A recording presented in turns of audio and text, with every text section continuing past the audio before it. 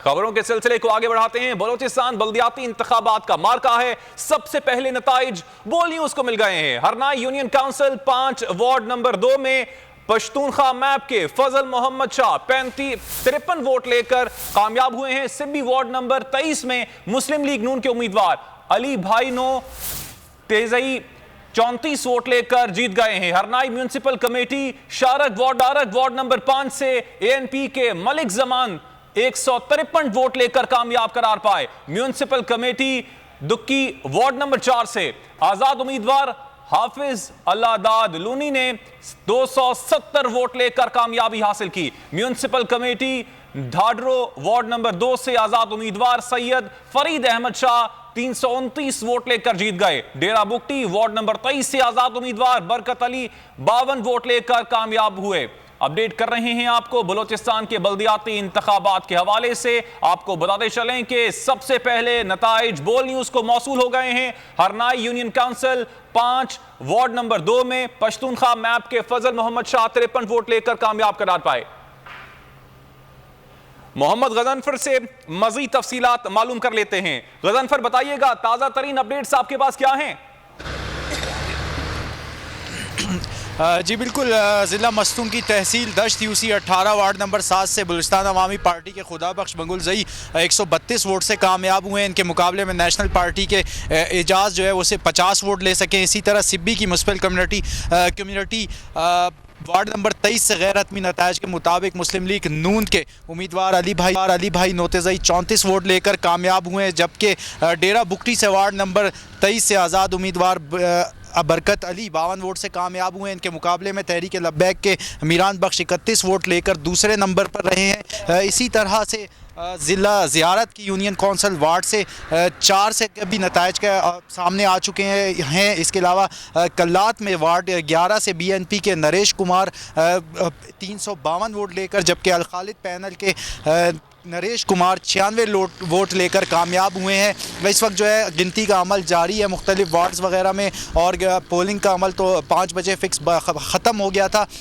इस वक्त जो है नताइज का सिलसिला आना शुरू हुआ है। यहाँ पर हम देख रहे हैं कि गिनती का अमल जारी है। जो पोलिंग एजेंट है वो यहाँ पर मौजूद हैं। मुख्तलिफ वार्ड्स के रिज़ल्ट इकट्ठे किए जा रहे हैं। फॉर्म 45 जारी किया जाएगा, उसके इंतज़ार में लोग यहाँ पर मौजूद हैं। उसके बाद जो है तमाम वार्ड्स के और म्यूनसिपल कौंसल्स के मुश्तरका जो वोट्स हैं उनको गिनती करके गैर हतमी नतीजा निकाला जाएगा ज़िला वाइज और म्यूनसिपल यूनियन कौंसल्स की सतह पर। इस वक्त जो है अगर कल्लात की बात करें तो कल्लात में अल खालिद पैनल जो है वो दूसरे नंबर पर आया है, जबकि BNP मैंगल जो है वो इस पर सबकत ले गई है। जो 1 वार्ड का रिज़ल्ट अब तक कलात से सामने आया है। इसी तरह मस्तूंग से जो 1 वार्ड का रिज़ल्ट अभी सामने आया है वो जो है बलूचिस्तान अवामी पार्टी के उम्मीदवार हमने देखा है वो कामयाब हुए हैं। इसी तरह आज़ाद उम्मीदवार भी किसी से पीछे नहीं है। डेरा बुगटी में आज़ाद उम्मीदवार ने 1 वार्ड में कामयाबी हासिल की है। इसी तरह मुख्तलिफ वार्ड्स का जो रिज़ल्ट आएगा उसके बाद हतमी नताइज पर जो है वो सामने आएंगे कि क्या रिज़ल्ट आता है। ताहम इलेक्शन कमीशन की जानिब से जो है सरकारी रिज़ल्ट का कहा जा रहा है कि वो 9 बजे तक रात मुकम्मल कर लिए जाएंगे तमाम इस इलाके। जी कज़न है, आपसे अपडेट्स लेते रहेंगे। फिल वक्त आपका शुक्रिया।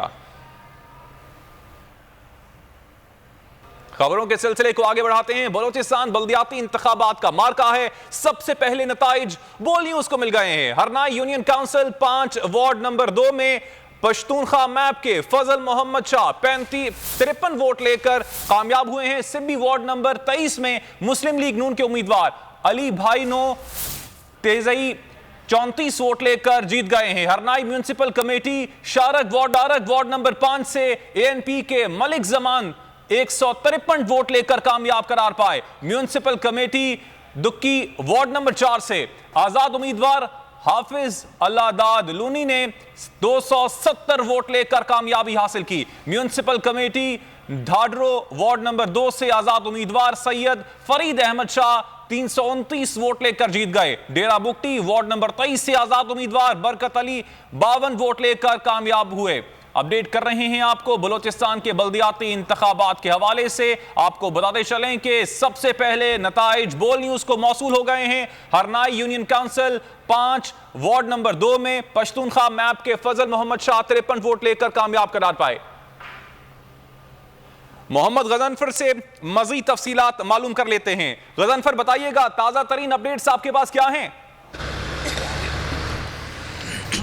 जी बिल्कुल, ज़िला मस्तूंग की तहसील दश्त यूसी 18 वार्ड नंबर 7 से बलूचिस्तान अवामी पार्टी के खुदा बख्श बंगुल ज़ई 132 वोट से कामयाब हुए हैं। इनके मुकाबले में नेशनल पार्टी के एजाज जो है वो सिर्फ 50 वोट ले सकें। इसी तरह सिब्बी की मुस्लिम कम्युनिटी वार्ड नंबर 23 से गैर हतमी नताइज के मुताबिक मुस्लिम लीग नून के उम्मीदवार अली भाई नोतेज़ई 34 वोट लेकर कामयाब हुए हैं, जबकि डेरा बुकटी से वार्ड नंबर 23 से आज़ाद उम्मीदवार बरकत अली 52 वोट से कामयाब हुए हैं। इनके मुकाबले में तहरीक लब्बैक के मीरान बख्श 31 वोट लेकर दूसरे नंबर पर रहे हैं। इसी तरह से ज़िला ज़ियारत की यूनियन कौंसिल वार्ड से 4 से भी नताइज के सामने आ चुके हैं। इसके अलावा कल्लात में वार्ड 11 से BNP के नरेश कुमार 352 वोट लेकर, जबकि अल खालिद पैनल के नरेश कुमार 96 वोट लेकर कामयाब हुए हैं। इस वक्त जो है गिनती का अमल जारी है मुख्तलिफ वार्ड्स वगैरह में, और पोलिंग का अमल तो 5 बजे फिक्स ख़त्म हो गया था। इस वक्त जो है नताइज का सिलसिला आना शुरू हुआ है। यहाँ पर हम देख रहे हैं कि गिनती का अमल जारी है। जो पोलिंग एजेंट है वो यहाँ पर मौजूद हैं। मुख्तलिफ वार्ड्स के रिज़ल्ट इकट्ठे किए जा रहे हैं। फॉर्म 45 जारी किया जाएगा, उसके इंतज़ार में लोग यहाँ पर मौजूद हैं। उसके बाद जो है तमाम वार्ड्स के और म्यूनसिपल कौंसल्स के मुश्तरका जो वोट्स हैं उनको गिनती करके गैर हतमी नतीजा निकाला जाएगा ज़िला वाइज और म्यूनसिपल यूनियन कौंसल्स की सतह पर। इस वक्त जो है अगर कल्लात की बात करें तो कल्लात में अल खालिद पैनल जो है वो दूसरे नंबर पर आया है, जबकि BNP मैंगल जो है वो इस पर सबकत ले गई है। जो 1 वार्ड का रिज़ल्ट अब तक कल्लात से सामने आया है। इसी तरह मस्तूंग से जो 1 वार्ड का रिज़ल्ट अभी सामने आया है वो जो है बलूचिस्तान अवामी पार्टी के उम्मीदवार हमने देखा है वो कामयाब हुए हैं। इसी तरह आज़ाद उम्मीदवार भी किसी से पीछे नहीं है। डेरा बुकटी में आज़ाद उम्मीदवार ने 1 वार्ड में कामयाबी हासिल की है। इसी तरह मुख्तलिफ वार्ड्स का जो रिज़ल्ट आएगा उसके बाद हतमी नताइज पर जो है वो सामने आएंगे कि क्या रिज़ल्ट आता है। ताहम इलेक्शन कमीशन की जानिब से जो है सरकारी रिज़ल्ट का कहा जा रहा है कि वो 9 बजे तक रात मुकम्मल कर लिए जाएंगे तमाम इस इलाके। जी ठीक है, आपसे अपडेट्स लेते रहेंगे। फिल वक्त आपका शुक्रिया। आपको बताएं कि इम्पोर्टेड हुकूमत इसराइल से ताल्लुकात के क़याम के लिए सरगर्म हो गई। पाकिस्तानी वफ़द का दौरा तेल अवीव और हुकाम से मुलाकातें। इसराइली सदर इसहाक हर्ज़ोग ने पाकिस्तानियों से मुलाकात की तस्दीक कर दी। इसराइल से ताल्लुकात का क़याम इम्पोर्टेड हुकूमत ने कोशिशें शुरू कर दी। पाकिस्तानी वफ़द के दौरे तेल अवीव और इसराइली हुकाम से मुलाकातों की खबर चंद दिन पहले सामने आई। अब इसराइली सदर इसहाक हर्ज़ोग ने मुलाकात की न सिर्फ तस्दीक की बल्कि उसे खुशाइन करार दिया। इसराइली सदर ने कहा कि गुज़िश्ता हफ्ते इनसे 2 वफूद ने मुलाकात की। एक वक्त में अमरीका में क़याम पजीर 2 पाकिस्तानी शहरी भी शामिल थे। पाकिस्तानी वफ़द से मुलाकात बेहद खुशाइन रही। मुझे खुशगवार हैरत भी हुई क्योंकि इससे कबल कभी पाकिस्तानी वफ़द से इसराइल में मुलाकात नहीं हुई थी। रहनुमा PTI फयाज हुसैन चौहान ने कहा है कि इजरायली सदर के बयान से इम्पोर्टेड हुकूमत का एजेंडा खुलकर सामने आ गया। इन बेकारियों ने डॉलर लेकर हुकूमत बनाई। उनके चार्टर ऑफ डिमांड में इसराइल को तस्लीम करना भी शामिल है। बोलियों से गुफ्तगू में फयाज हुसैन चौहान का कहना था, इम्पोर्टेड हुकूमत को इसराइल से मामला तय करने में कितनी जल्दी है। हर रोज आने वाला दिन हुकूमत के लिए रुसवाई लेकर आ रहा है। देखें, बेकारियों और गुलामों ने जो डॉलर्स लेके ये हुकूमत बनाई है, उस हुकूमत के लिए जो ना कोई पूरा एक चार्टर ऑफ डिमांड था जना जो इनके अकाउंट इनके हाथ में थमाया है। उस चार्टर ऑफ डिमांड के अंदर मेन एक चीज़ ये भी है कि आपने इजराइल को तस्लीम करना है। यही वजह है कि अनीला अली नामी वो खातून के जो बेगम सफदर अवान के बहुत करीब मानी जानी जाती हैं और उनकी आले शरीफ की और नून लीग की और बेगम सफदर अवान की वो बड़ी मद्दाह भी हैं, वो जनाब इसको लीड कर रही थी और उनकी फ़ोटोज़ उसमें मौजूद हैं। और इधर से आप अंदाज़ा लगा सकते हैं कि अब ये जो इम्पोर्टेड हुकूमत है उसको कितनी जल्दी है इजराइल के साथ मामला तय करने के हवाले से, इजराइल को तस्लीम करने के हवाले से और पाकिस्तान के वो फंडामेंटल्स के जो कायद-ए-आज़म मोहम्मद अली जिन्ना ने कहे थे कि हमारा इजराइल को हम कभी तस्लीम नहीं करेंगे जब तक फ़लस्तीनियों को उनका हक़ खुद अरादियत और फ़लस्तीनियों को उनका हक़ नहीं मिल जाता, उनको एक आज़ाद रियासत नहीं मिल जाती और उनको अपनी ज़िंदगी आज़ाद तरीके से गुजारने का राइट नहीं मिल जाता। रहनुमा PTI फारूक हबीब का कहना है कि बाहर से हम पर मुसल्लत की गई हुकूमत अपना पैसा बचाने के लिए हर काम करने को तैयार है। ये इसराइल को तस्लीम कर लें तो कोई हैरत ना होगी। उनकी अपनी कोई मर्जी नहीं, इनके बैरूनी आका जो कुछ कहेंगे ये वो करेंगे। बोलियों से गुफ्तगू में उनका कहना था कि इम्पोर्टेड हुकूमत को जो एजेंडा दिया जाता है वो इसे आगे बढ़ा रहे हैं। इसराइल से मुताल्लिक इमरान खान का मौक़िफ़ वाज़ेह है, पाकिस्तान किसी सूरत इसराइल को तस्लीम नहीं करेगा। देखिए, बुनियादी तौर के ऊपर अब तो कोई बात ढकी छुपी रह ही नहीं गई कि इजरायली सदर खुद उस बात को तस्दीक कर रहे हैं। और इसमें एक सरकारी टीवी का एक एंकर है, वो भी इसके अंदर शामिल था, तो वो अभी तक सरकारी टीवी में ही है और हुकूमत की वहाँ पर गया है और उनकी तस्वीरें भी मौजूद हैं। इजराइल को किसी सूरत पाकिस्तान जो है वो तस्लीम नहीं करेगा। हमने इसके ऊपर जो है वो अपना पहले बात कर चुके हुए हैं और इमरान खान का बड़ा मौक़िफ़ इस हवाले से वाज़ेह रहा है। और इमरान खान ने पहले ये बात की थी कि जब तक कायद-ए-आज़म इसका बता के थे, जब तक ये फ़लस्तीन के मसले का हल नहीं होता, जो इन्होंने कब्जा किया हुआ है इजराइल के ऊपर, और इजराइल ने जो कब्जा फ़लस्तीन पे किया, बैतुल मुक़द्दस पे किया, उसका जब तक मामला सॉर्ट आउट नहीं होता तो इजराइल को तस्लीम करने का सवाल ही नहीं बनता। सपोर्टेड हुकूमत है ये, जिनके कहने के ऊपर आई है, जिनके कहने पे रजीम चेंज हुआ है, कि अपने उन्हीं आकाओं का जो एजेंडा है उस एजेंडे को आगे बढ़ा रहे हैं और आपको उस एजेंडे की असल अमलदारी जो है वो नजर आना शुरू हो गई। मीडिया को कैसे मैनेज करना है, मरियम नवाज की एक और ऑडियो लीक हो गई। मैं मीडिया को मैनेज कर रही हूँ, मैं आपके ऊपर डिपेंड करती हूँ। मरियम नवाज ऑडियो में कहती हैं कि मीडिया को मैनेज करने में मेरे साथ हाथ क्यों बांध कर रखे हैं, मेरी बात ना मानी गई तो वजीर आजम से बात करनी पड़ेगी। आपके ऊपर डिपेंड करती हूँ, मैं नहीं जानती। पब्लिक सेक्रेटरी इंफॉर्मेशन से बात करें, PID से बात करें, मैं नहीं जानती। पब्लिक सेक्रेटरी इंफॉर्मेशन से बात करें, PID से बात करें और उनको कहें कि अगर आप नहीं मानते तो मुझे प्राइम मिनिस्टर से बात करनी पड़ेगी। मैं मैनेज कर रही हूँ, मीडिया मेरे हाथ क्यों बांध के रखते हैं। सरकार ता साड़ी अपनी है, ना कोई ओहदा ना कोई हुक्मनामा। मरियम नवाज सरकारी वसाइल पर काबिज। मीडिया को कैसे मैनेज करना है, मरियम नवाज की एक और ऑडियो लीक हो गई। मरियम नवाज ऑडियो में हुक्म देती हैं कि मैं मीडिया को मैनेज कर रही हूँ, मैं आपके ऊपर डिपेंड करती हूँ, मीडिया को मैनेज करने में मेरे हाथ क्यों बांध रखे हैं। आपके ऊपर डिपेंड करती हूँ, मैं नहीं जानती। पब्लिक सेक्रेटरी इंफॉर्मेशन से बात करें, PID से बात करें और उनको कहें कि अगर आप नहीं मानते तो मुझे प्राइम मिनिस्टर से बात करनी पड़ेगी। मैं मैनेज कर रही हूँ, मीडिया मेरे हाथ क्यों बांध के रखते हैं। मरियम ने ऑडियो में धमकी दी कि मैं नहीं जानती, अभी सेक्रेटरी इंफॉर्मेशन से बात करें, PID से बात करें, उनको कहें कि अगर आपने मेरी बात ना मानी तो मुझे वजीर आजम से बात करना पड़ेगी।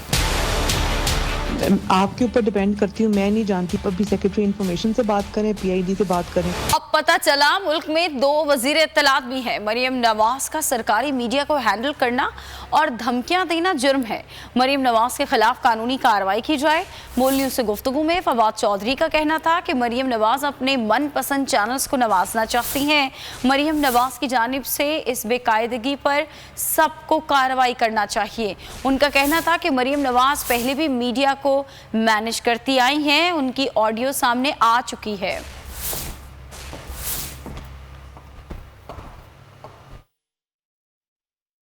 सबसे पहली बात तो साबित ये हो गई कि जो मौजूदा वज़ीर इत्तलात हैं वो तो डमी वज़ीर इत्तलात, तो उनके पास मिनिस्ट्री चलाने के इख्तियार नहीं।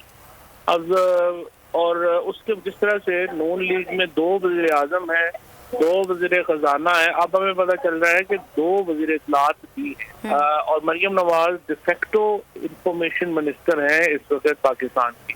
और वो क्या कर रही हैं, वो ये कर रही हैं कि गवर्नमेंट का पैसा जो है वो एक प्राइवेट शख्स फैसला करता है कि उसको खर्च कैसे करना। ये एक कानूनन जुर्म है, इसके ऊपर सुप्रीम कोर्ट भी पहले ये बात कह चुकी है, हाई कोर्ट भी ये बात कह चुकी है और इसकी एक इन्वेस्टिगेशन चाहिए। मुतल्लिका इदारे हैं वो इसका नोटिस लें और सुप्रीम कोर्ट की वायलेशन जो है ऑर्डर की उसको देखा जाए और जो वजारत इत्तलात के अफसरान हैं उनको बुला के उनका स्टेटमेंट रिकॉर्ड किए जाए और फिर एक प्राइवेट शख्स को हुकूमती पैसा इस्तेमाल करने के ऊपर जवाब दे। नैब का महकमा अमली तौर पर बेमानी हो गया। मखसूस टोले ने अपने मफादात के लिए ये तरामीम करवाई हैं। इदारा अब विफाकी हुकूमत के मातहत हो गया है। शाह महमूद कुरैशी ने नैब तरामीम अदालत में चैलेंज करने का ऐलान कर दिया।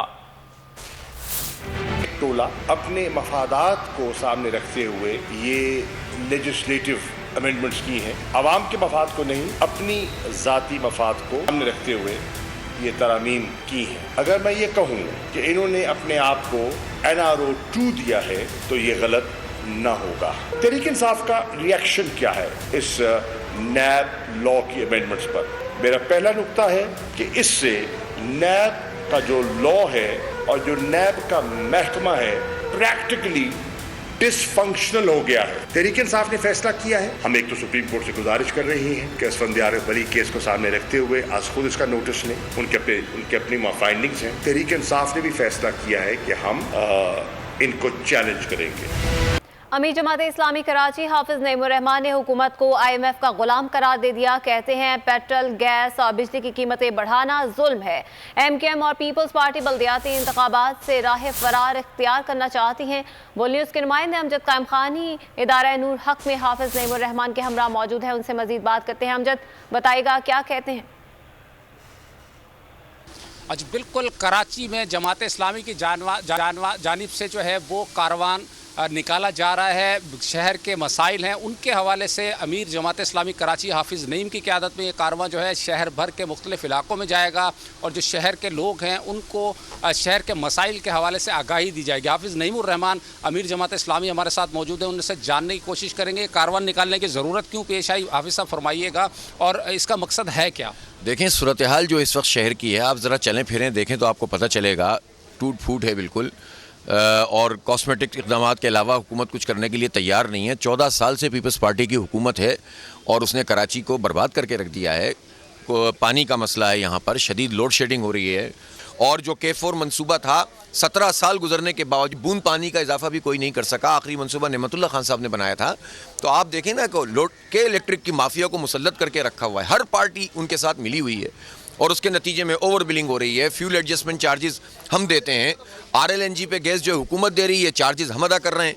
हमने क्या कसूर किया है भाई? आप जाने कि इलेक्ट्रिक वाले जाने उनको आपको कौन सी वाली गैस देनी है, ये हमारा मसला तो नहीं है। हम पर क्यों ये चार्जेस आ रहे हैं? इसलिए हम ये समझते हैं कि जब तक हम आवाज़ नहीं उठाएंगे और जब तक कराची खामोश रहेगा ये लोग हम पर मजीद मजालिम करते रहेंगे। तो जमात इस्लामी एक मौसर आवाज़ बनी है। हमने आपने देखा सिंध असम्बली के सामने धरना दिया 29 दिन कराची के हक़ और इख्तियार के लिए। तो अब ये आवाज़ बढ़ रही है और आज हम चार्टर ऑफ डिमांड कराची का पेश करेंगे इंशाअल्लाह इस कराची कारवां में, और उसके बाद जो है वो एक जिद्दोजहद एक नए फेज़ में दाखिल हो जाए। बहुत शुक्रिया। हाफिज़ नईम हमारे साथ मौजूद थे, बड़ी तफसील से बता रहे थे कराची कारवां के बारे में, कराची के मसाइल के हवाले से और जो मुल्क में महंगाई की लहर है।